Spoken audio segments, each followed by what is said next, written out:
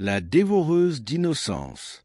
Dans un petit village isolé, une rumeur persistait depuis des générations. La nuit, une femme rôdait dans l'ombre, enlevant les nouveau-nés pour les dévorer. Personne n'avait jamais vu ces créatures.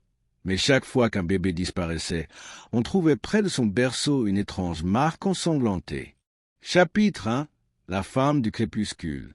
Élise, une jeune sage-femme, était arrivée récemment au village.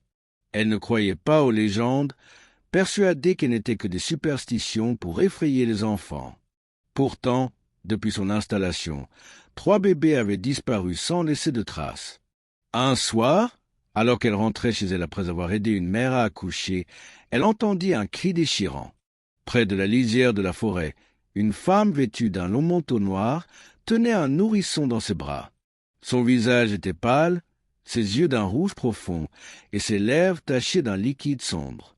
Chapitre 2. La malédiction.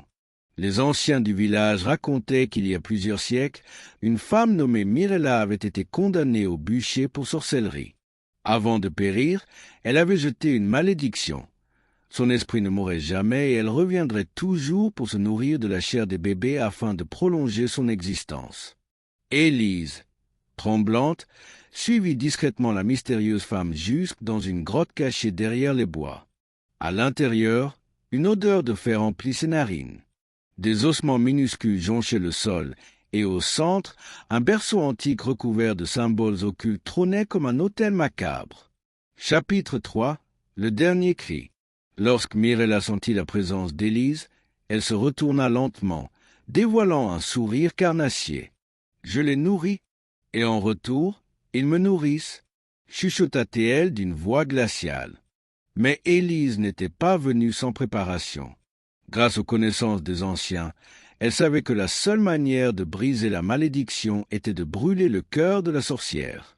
D'un geste rapide, elle brandit un poignard trempé dans l'eau bénite et l'enfonça dans la poitrine de Mirella. Un hurlement inhumain secoua la grotte. Le corps de la sorcière se tordit, sa chair se putréfia en quelques secondes, et enfin, elle disparut en cendres. Épilogue. Une nuit silencieuse. Depuis ce soir-là, plus aucun bébé ne disparut dans le village. Mais parfois, lorsqu'un vent glacial soufflait à travers les bois, certains juraient entendre un faible murmure. Je reviendrai. Merci d'avoir regardé cette vidéo. Rendez pour une nouvelle vidéo. N'oublie pas de commenter, d'aimer la vidéo et de t'abonner pour soutenir la chaîne.